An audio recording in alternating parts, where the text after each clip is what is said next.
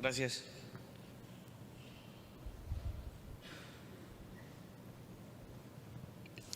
Lo primero que yo preguntaría es, ¿agroecología para qué? ¿Y agroecología para quién? ¿Qué es lo que queremos de la agroecología? Vamos a intentar a lo largo de la charla dar algunos criterios para esto. Empezando con una realidad de que la agricultura convencional ya colapsó. Eso hay que entenderlo. La agricultura convencional ya no da más. O sea, los agrónomos, los técnicos que sigan protegiendo este tipo de agricultura están en un callejón sin salida. ¿Por qué? Porque cada día es menos productiva, la incorporación de químicos es progresiva. Todos los agricultores, cualquier agricultor que usted le pregunte en el campo, va a decirle que en esa misma hectárea de terreno que producía al inicio 80 quintales de arroz por hectárea, después de 10 años produce 50 o 40. En cualquier sistema productivo monocultivo. Y le va a decir que usaba antes 2 sacos de urea y ahora usa 10 o 12 o 15 sacos de urea por hectárea. En el caso del banano, que es nuestro caso muy particular, se inició con 2 fumigaciones aéreas por año para el control de sigatoca y ahora tenemos aproximadamente, si no me equivoco, 30 o 35 fumigaciones aéreas por año. O sea, ha elevado la cantidad de químicos que estamos utilizando, pero no mejora la productividad, va disminuyendo. Además de eso, destruye los suelos, eso es claro. Sabemos que tenemos un problema de suelo serio a partir de la aplicación de pesticidas. Contamina ríos y aguas subterráneas. No sé si en sus países, pero aquí en Ecuador, por lo menos una vez al mes, sale una noticia catastrófica de muerte de peces o camarones en los ríos por algún químico que se derramó, por algún pesticida que se aplicó. No logra resolver los problemas de nuevas plagas y enfermedades. Si estamos hablando de sigatoca negra, no está resuelto. Es un problema que no se ha podido resolver. Tenemos una plaga muy seria que no solo afecta al Ecuador, que es el caracol. Tampoco se ha podido resolver. No hay pesticidas que puedan resolvernos este tipo de plagas. O sea que las casas comerciales no tienen respuesta a estas plagas, que además crean resistencia en muchos insectos. O sea, tenemos super insectos que ahora ya soportan el pesticida que fue aplicado y hay que crear nuevos superpesticidas para los superinsectos. Y no terminó con el hambre en el planeta, que es lo que se había pronosticado en la Revolución Verde cuando la FAO hizo la incursión de los agrotóxicos al mundo. ¿A qué nos enfrentamos? Entonces hay que hacer una agricultura sabiendo a qué nos enfrentamos, a qué tipo de planeta nos enfrentamos ahora. A un planeta que tiene muy poca agua, o sea, hay que hacer una agricultura con poca agua, a suelos infértiles, a un cambio climático que se está sintiendo en todos lados, a la monopolización de la producción. La maquinaria, los insumos y la semilla no le pertenecen a los agricultores, le pertenecen a la empresa privada. Si usted le pregunta a un agricultor si tiene semilla a disposición, dicen que no. Si es que va a sembrar maíz este año, pero nadie le vende semilla, no puede hacerlo. Si es que necesita insumos, no tiene dónde encontrarlos. Y si necesita maquinaria, es lo más difícil para un pequeño agricultor. Un pequeño agricultor no tiene acceso a maquinaria fácil y rápida para sus cultivos. Además de lo que habló Elizabeth, alta tecnología con patentes transgénicos, alimento destinado a combustible, el territorio sigue creciendo en términos de producir alimentos que antes eran para seres humanos, ahora dedicados a los biocombustibles, y la descampanización. O sea, tenemos menos campesinos en el campo. Bueno, el problema del cambio climático es claro. Aunque Trump diga que no, tenemos un problema serio de cambio climático que se está sintiendo en todos los países. La sequía, principalmente en sistemas ganaderos. Aquí tenemos al maestro Enrique Murgueitio, quien está trabajando mucho con ganadería sostenible en Colombia, pero estos sistemas productivos en nuestros países son altamente depredadores del ecosistema. Producción a alta escala, como el sistema de cultivo del banano, que para muchos ecuatorianos, en nuestro caso, es un orgullo ser un país bananero. Nosotros le hemos dicho que es una tragedia ser un país bananero por todo lo que implica la producción de banano para el Ecuador, principalmente por la explotación laboral, la destrucción de los suelos, la contaminación aérea, las fumigaciones encima de escuelas de niños. Producción a alta escala para consumo interno. La caña de azúcar ha crecido fuertemente en el país y está controlando un montón de territorios, que además controla campesinos y que además controla la política local.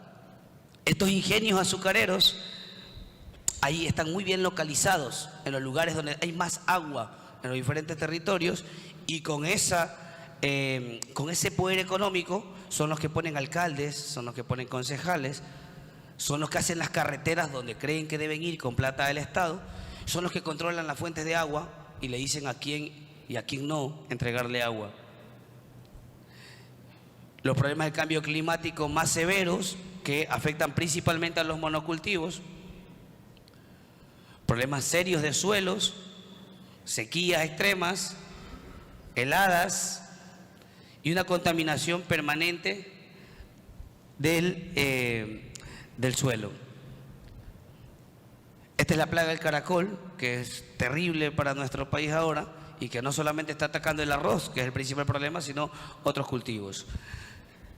Para darles un dato, aquí en el Ecuador ni el Ministerio de Agricultura ni las casas comerciales tenían respuesta para un problema como el caracol manzana, que estaba atacando los cultivos. Era una plaga muy seria en el país.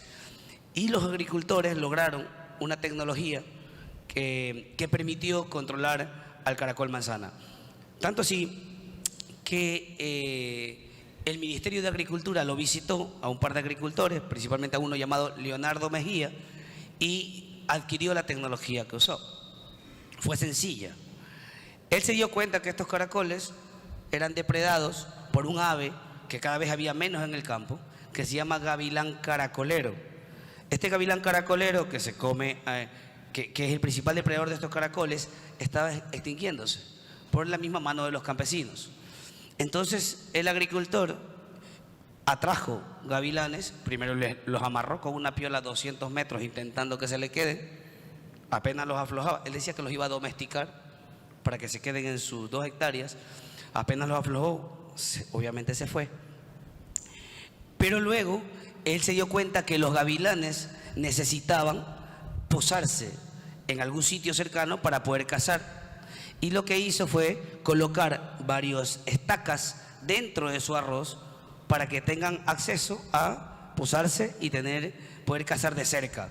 Entonces atrajo todos los gavilanes a su sistema de producción de arroz y pudo resolver el problema fácilmente, más otros problemas que tenía. El gavilán come y desecha la concha, ¿no? Y en el arroz, que se trabaja sin zapato, es un problema para los agricultores porque abre el pie, ¿no? Tiene mucho filo. Él se dio cuenta que estas estacas, el gavilán caza y vuelve a la estaca, y cuando vuelve a la estaca afloja la concha. Entonces hizo una canastilla. Esa canastilla recogía todo el desecho del gavilán y a la semana tenía la canastilla llena de desecho. Se convirtió en otro problema porque era mucho desecho de los gavilanes. Entonces lo que hizo fue carbonizarla. Carbonizó las conchas y obtuvo más material para la producción de sus fertilizantes orgánicos. Eso que hizo él, que lo hizo a partir de una necesidad, fue premiado en el país en un premio nacional por innovación, como un campesino innovador. Entonces el Ministerio de Agricultura cogió esa información, la puso en en un afiche, puso abajo Ministerio de Agricultura, Agrocalidad y lo repartió al país para que sepan cómo controlar el caracol. ¿Sí? Fue la respuesta que dio. ¿Qué agricultura entonces necesita el planeta? El planeta necesita una agricultura que alimente a las personas, que consuma mínimas cantidades de agua, que los insumos sean reciclados, que utilice la menor cantidad de energía, que controle plagas y enfermedades, que sea resiliente al cambio climático, que sea productiva, que fortalezca las organizaciones campesinas y sociales en general y sobre todo que fortalezca las relaciones entre personas y entre seres vivos en general. Ese tipo de agricultura ya la han venido practicando por décadas. Los agricultores de costa, sierra y Amazonía ya vienen practicando un tipo de agricultura que no se ve nada en la diapositiva.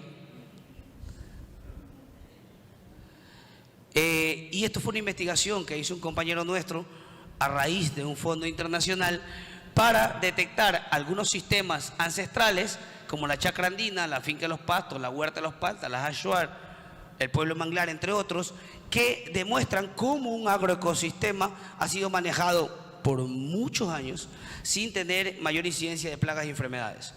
Entonces, esto es la base del trabajo con la agricultura ancestral basado en la agroecología. Bueno, y aquí están algunos de los sistemas que se están trabajando en Ecuador y en otras partes de América Latina, con unas fotos que nos permiten ver más o menos la diferencia de paisajes que tenemos en la agricultura tropical y en la agricultura andina,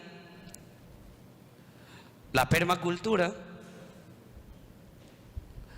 agricultura tropical, como en el caso del arroz, con un sistema muy difícil de transformar, con una estructura agrícola creada de muchos años, muy difícil de transformar hacia la agroecología, pero que se intenta hacer sistemas más sostenibles. La finca de los Montubios, que en alguna medida guarda todavía la presencia del conuco como un tipo de agricultura ancestral. Bueno, y muchas formas de que la agricultura pueda evidenciarse. ¿Cuál es el asunto, a mi parecer, en este tema? Estamos enfocados en hacer agroecología en la finca. Entonces construimos un diseño, dibujamos, tiramos líneas y círculos y hacemos una bonita finca primero, la dibujamos, ¿no? Es generalmente lo que hacemos como agricultores y está muy bien. Después que dibujamos la finca, después que hacemos el esquema en el que soñamos, comenzamos a trabajar en ella y llegamos a construir la finca que queremos, ¿no?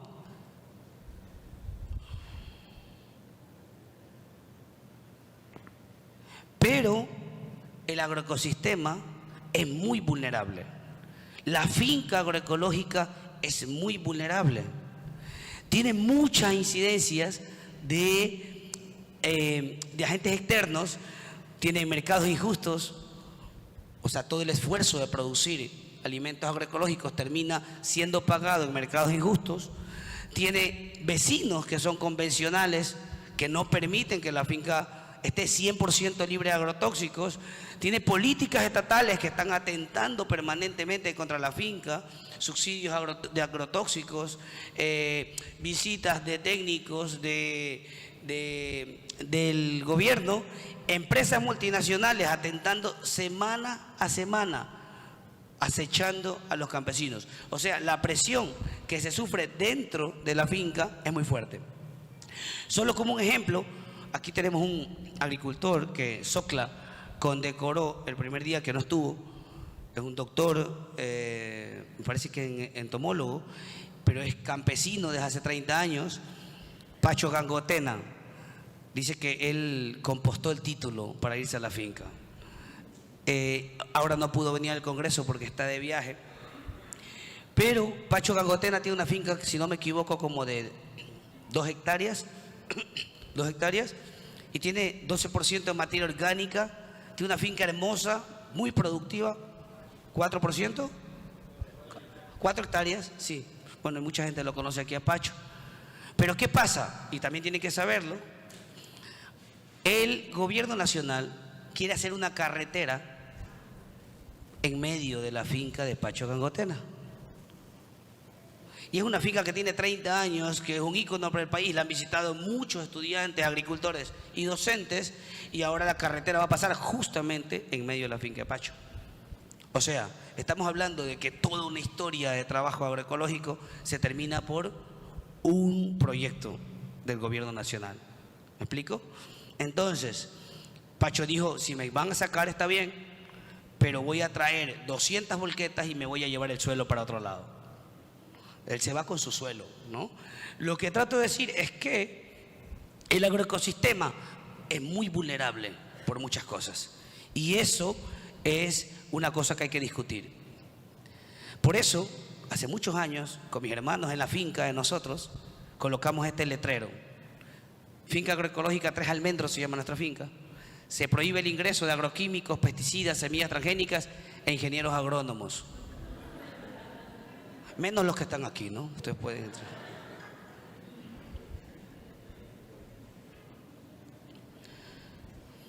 Entonces, el agroecosistema, en primer lugar, debería obedecer a la soberanía alimentaria. Tiene que tener una relación directa con la soberanía alimentaria.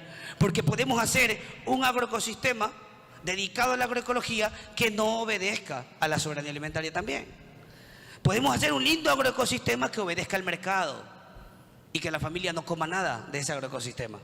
Pero un agroecosistema en una directa relación con la soberanía alimentaria significa que en un estado ideal el agroecosistema es un espacio de terreno determinado y controlado por los campesinos para ejercer su soberanía, aunque por otro se encuentra influenciado fuertemente por presiones externas. A partir de una mirada política del agroecosistema es importante mantener el control a favor de la soberanía alimentaria. O sea, hay que tener una mirada política del agroecosistema también, no solo técnica dentro del agroecosistema. Sin embargo, cuando ya hablamos de territorios agroecológicos, disminuye la vulnerabilidad. Seguimos siendo vulnerables, no es fácil sostener tampoco territorios agroecológicos, pero la vulnerabilidad disminuye. La presión es más baja, hay mejor defensa de las familias campesinas que están dentro de él y pueden sostener los sistemas productivos. Pero cuando sumamos ese trabajo en territorio más organización social, baja aún más la vulnerabilidad del proceso que estamos llevando a cabo. Garantiza la defensa de los territorios y logra transformar la política pública. O sea, territorio más organización es clave para sostener la agroecología a favor de la soberanía alimentaria. Hay algunas amenazas a la soberanía alimentaria actualmente que tenemos como país principalmente, bueno, y como América Latina. Los transgénicos y los biocombustibles son claros, hay una política fuerte a favor de los transgénicos. Elizabeth explicó todo lo que acontece en el Ecuador con el tema de transgénicos y todos ustedes tienen los mismos problemas en otros países. Y los biocombustibles que van avanzando de una manera solapada, muy interesante, que es muy aceptada por la sociedad porque son biocombustibles, ¿no? No hacen daño. O sea, es una cosa importante que a donde ha avanzado la sociedad y que la sociedad lo acepta sin problemas. Así que este es un problema serio. Pero otro problema que tenemos son los supermercados. Los supermercados son el centro de la alimentación. Ahora tenemos una empresa aquí en el Ecuador que se llama, bueno, ha existido muchos años ya, se llama Pronaca. La empresa que alimenta el Ecuador. ¿Cómo es el eslogan de Pronaca, Lisa? Alimentando al Ecuador, o la empresa que alimenta al país. O sea, están hablando de empresas que tienen total control de la alimentación y que lo ejercen por medio de estos supermercados. Entonces, cuando hablamos de ferias agroecológicas o ferias campesinas, la competencia es durísima contra una estructura muy bonita, con aire acondicionado y con carritos para las compras y con pago de tarjeta de crédito, contra una estructura campesina con carpas en las calles que está tratando de pelear contra estos monstruos. A pesar de eso, la agroecología, por medio de los sistemas de comercialización, ha logrado dispararse un montón. Estábamos hablando el otro día de que solo un mercado puede llegar a vender al año más de $1 millón, entre 15 o 20 compañeros vendiendo cada semana. Y venden poquito, cada familia lleva, mejora su calidad de vida en el mercado, pero cuando se contabiliza cuánto dinero pasa por ese mercado agroecológico, estamos hablando de más de $1 millón solamente de un mercado. O sea, seguimos siendo pequeñitos ante esto, pero hay una incidencia que está creciendo a partir de la comercialización agroecológica. La lucha social con el enfoque de soberanía alimentaria es importante para nuestras comunidades. Es importante que la organización social abandere el tema de la agroecología dirigido hacia la soberanía alimentaria. Ya muchos están hablando de agroecología para exportación. Ya muchos están hablando de agroecología etiquetada. En el Ecuador, hace unos meses atrás, nos trajeron a un ciudadano belga para hacer un reglamento agroecológico, reglamento para productores agroecológicos. Claro, porque en el Ecuador ha crecido las ferias agroecológicas en todo el país, han crecido los productores que están produciendo, hablamos tal vez de más de 15.000 fincas en el país produciendo agroecología, y ahora es necesario regularlas. Al regularlas, entonces, nos trajeron un europeo para que nadie diga nada y dicen, vamos a hacer el reglamento participativo. Visitaron todo el país para poder hacer ese reglamento y tuvo el rechazo total de todas las provincias. Bueno, nos pusimos de acuerdo para hacer el rechazo en conjunto. Al final de todo el paseo que se dio el belga, lo tuvieron que sacar del proyecto. O sea, aquí no hay reglamento. El siguiente paso era que si reglamentaban la agroecología, que no la han apoyado, pero la quieren reglamentar, ojo con eso, si reglamentaban la agroecología, tendríamos que mudar al nombre agrobiología, pero no podíamos dejar reglamentar los productos agroecológicos que se están comercializando, ¿sí? La reglamentación es interna desde la organización social. Pero la investigación con el enfoque de soberanía alimentaria también es importante. ¿Cómo hacemos investigación que favorezca a la agroecología y a la soberanía alimentaria, o investigación que identifique esa relación importante entre agroecología para la soberanía alimentaria? Nosotros hicimos esto, nos costó mucho trabajo. Gracias, hermano, muy amable, hermano, gracias. Hicimos un intento de poder medir la soberanía alimentaria y relacionarlo con los procesos agroecológicos, para ver también, y en la investigación nunca estamos seguros de nada hasta tener resultados, para ver también si es que realmente la agroecología está favoreciendo o no a la soberanía alimentaria, o si es que la soberanía alimentaria tiene algún fin que promueva la agroecología. Para eso se vieron en varias dimensiones. La soberanía alimentaria para nosotros es el fin político de la agroecología y además tiene varias dimensiones que pueden tocar otros temas importantes para la sociedad: la dimensión ecológica, económica, política y social. Esas dimensiones de la soberanía alimentaria logran ir creando una sociedad más justa con el sector rural.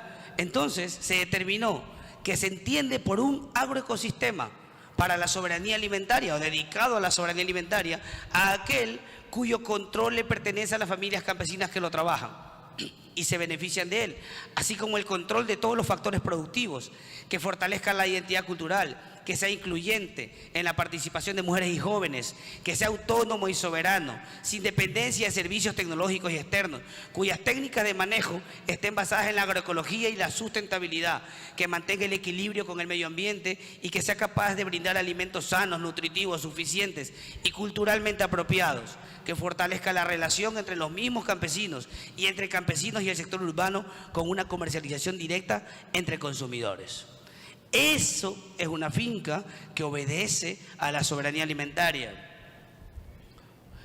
Y se creó, esto fue parte de mi tesis de doctorado, un método que es el que está allá, del lado allá, que está del lado allá, un método fácil que sirva para que las organizaciones sociales puedan medir en su finca la soberanía alimentaria. O sea, si usted está produciendo en una finca que dice ser agroecológico, usted puede utilizar este método para ver en qué medida, en qué porcentaje, cuánto somos o estamos realmente aportando a la soberanía alimentaria. Estamos aportando al 10%, al 15%, al 20%. Esto nos permite comparar, este es el método de Sarandon. Hay un método de Sarandon que era para medir la sustentabilidad, que muchos lo han de haber leído, y fue transformado al método para la evaluación de la soberanía alimentaria. Esto permite también comparar qué finca está mejor que otra en términos de abastecimiento para la soberanía alimentaria. Esto también permite que el gobierno nacional o los gobiernos locales puedan identificar qué sistemas productivos realmente están aportando o no a la soberanía alimentaria. Y esto no es tan sencillo. Muchos, y este gobierno y muchos gobiernos que hemos tenido en los últimos años están hablando de soberanía alimentaria. No sé si todos conocen que nuestra Constitución de la República, en el artículo 281, dice que la soberanía alimentaria es una obligación del Estado. ¿Sabían de eso? Es una obligación. Nosotros tenemos en la Constitución que la soberanía alimentaria es una obligación del Estado. Muy importante. Entonces, cuando dicen los discursos, dicen, por esa misma razón estamos importando bastante maíz. Por esa misma razón estamos subsidiando los agrotóxicos por el artículo 281 de la soberanía alimentaria. ¿Ven? Entonces hay una cosa totalmente desconectada, perdido entre el gobierno nacional y lo que realmente está ocurriendo, y esto podría servir para orientar un poco las políticas públicas. Bueno, y salen datos académicos que le gustan mucho a los técnicos de los ministerios, y eso es lo que le entregamos para saber por dónde tiene que caminar, ¿no? Y terminamos haciendo un índice que para técnicos es mucho más sencillo, que pueden medir el índice general de soberanía alimentaria haciendo una pequeña fórmula matemática y sacan cómo están ellos actuando en política pública a favor o no de la soberanía alimentaria. Esta es, le decía, mi tesis de doctorado. Salieron los primeros resultados, pero en el país vamos a seguir trabajando con esto para seguir sacando datos. Otra vez entonces, ¿agroecología para qué? ¿O agroecología para quién estamos haciendo?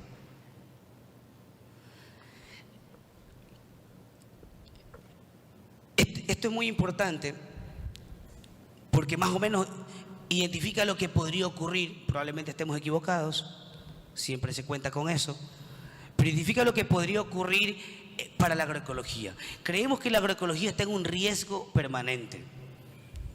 O sea, a pesar del impacto y de la fortaleza que en estos congresos o que en todos los eventos que tenemos y la demanda universitaria que existe a favor de la agroecología, creemos que la agroecología está en riesgo permanentemente. Y muchos riesgos. Por ejemplo, si la agroecología cae en manos de los técnicos, o sea que los técnicos son los que lideran el proceso agroecológico porque son los que más saben, apoyado por los campesinos y los terratenientes, por ambos grupos del sector agropecuario, tendríamos el problema de caer en tecnocracia académica. O sea, la academia, y hablo también como académico, la academia corre un riesgo de cooptar una agroecología desconectada del sector rural, del sector campesino. Sí, cae en manos de terratenientes, como cayó la agricultura orgánica en algún tiempo, apoyada por los técnicos y apoyada por los políticos. Entonces, estamos hablando de agroexportación. En pocos años tendremos agroecología en las perchas de Walmart, en Estados Unidos y Europa. ¿Sí? Si cae en manos de políticos, apoyado por terratenientes y campesinos, entonces hablamos de demagogia gubernamental, como los discursos que tenemos de grandes políticos ecuatorianos. ¿Sí? O sea, hablamos solamente de demagogia aprovechando el discurso, aprovechando las bases teóricas de la agroecología.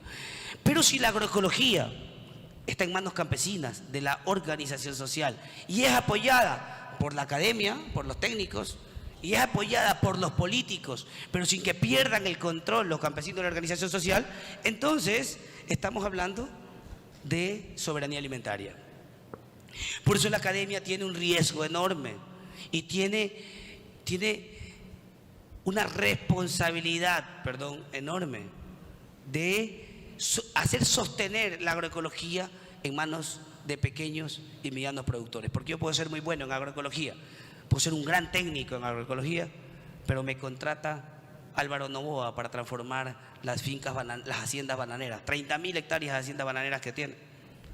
Yo comienzo a hablar de agroecología a gran escala. Hablaba Walter Penga ayer en la reunión de Socla de intensificación ecológica. Comienzan a hablar de temas que son delicados para la agroecología, pero que nos van a hacer perder el control hacia la soberanía alimentaria. No es fácil lo que le toca a la academia con cabeza fría, a la academia con conciencia social, a la academia con respeto a los derechos campesinos, a los saberes ancestrales, hacer para poder fortalecer la agroecología y la soberanía alimentaria. Hay muchas maestrías que se están abriendo, muchos doctorados, yo fui parte de uno de ellos. Estamos hablando de carreras de agroecología en el Ecuador, pero ¿qué carreras, qué maestrías y qué doctorados estamos hablando? ¿Qué contenido tiene eso? ¿En quién nos basamos? ¿De quién aprendemos? ¿Con quién compartimos? Bueno, son cosas que hay que discutirlas todavía.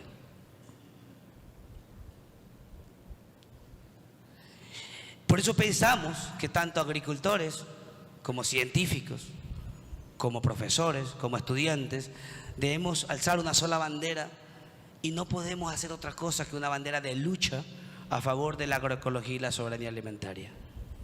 Juntos es lo que se ha logrado ahora y lo que este Congreso representa, que es la unidad entre la academia y el campesinado a favor de la agroecología. Muchas gracias.